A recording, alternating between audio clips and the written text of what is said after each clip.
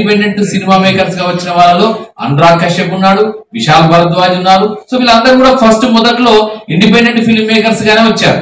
అంటే పెద్ద studio background కానీ, పెద్ద బ్యానర్ యొక్క బ్యాక్ డ్రాప్ కానీ, పెద్ద ఫ్యామిలీ బ్యాక్గ్రౌండ్ కానీ లేకుండా ఏదో సినిమాని తీసి నానా కష్టాలు పడి సినిమాలు తీసి దాన్ని ఆ థర్డ్ యాంగిల్లో తీసుకొచ్చిన వాళ్ళు ఉన్నారు.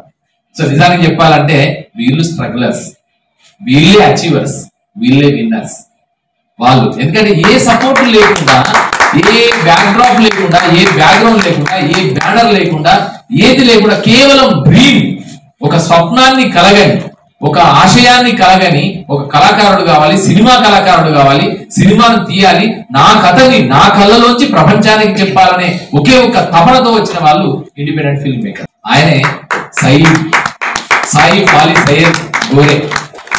సో ఒక్కసారి తమ్ముడు సయ్యద్ కి, సాయి ఫాలి సయ్యద్ కి శుభాకాంక్షలు. గట్టి కొట్టచ్చయ్యా మనం.